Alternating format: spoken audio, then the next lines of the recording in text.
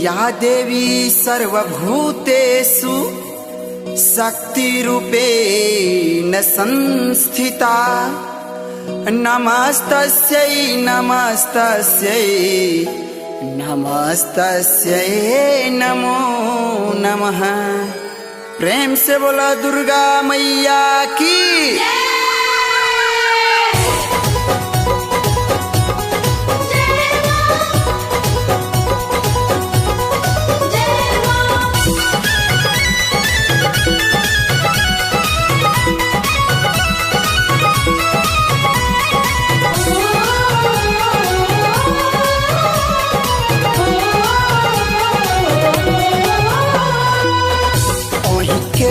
भरोसे दुर्गा मैया कलशा भरली हे, दुर्गा मैया कलशा भरली हे। मैया हे कलशा पर होइयो निसहाय बालकवा तुहर कथियो न जाने छौही। मैया हे कलशा पर होइयो निसहाय बालकवा तुहर कथियो न जाने छौहे।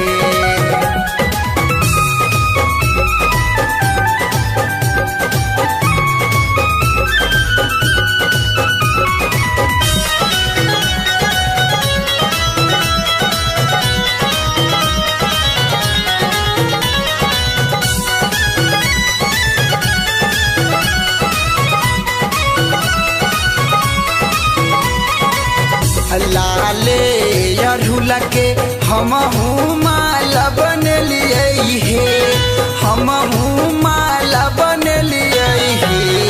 मैया हे मालबे पर होइयो सहाय बालकवा तुहर कथियो न जाने छौही।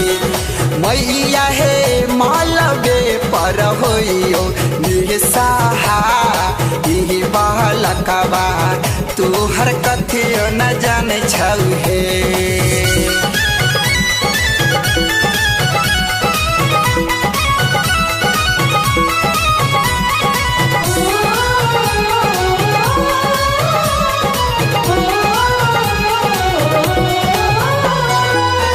गाई के गोबर से अंगना निपलिया हे, नीमा पे झुलुआ लगलिया हे।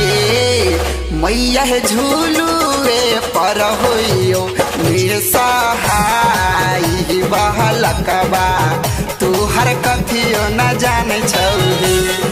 मैया हे झुलुए पर होइयो निसहाय बालकवा तुहर कथियो न जाने छौही।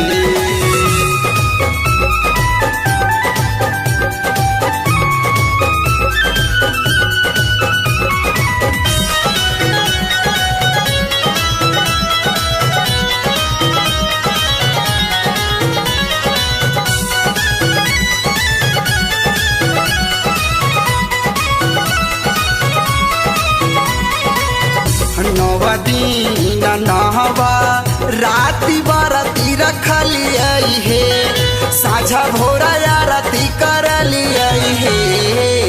मैया हे हमारो पर होइयो निसहाय बालकवा तुहर कथियो न जाने छौही। मैया हे शिबुआ पर होइयो निसहाय बालकवा तुहर कथियो न जाने छौहे। ओही के भरोसे दुर्गा मैया कलशा भरली हे, दुर्गा मैया कलशा भरली हे। मैया हे कलशा पर होइयो निसहाय बालकवा तुहर कथियो न जाने छौहे। मैया हे कलशा पर होइयो निसहाय बालकवा तुहर कथियो न जाने छौहे।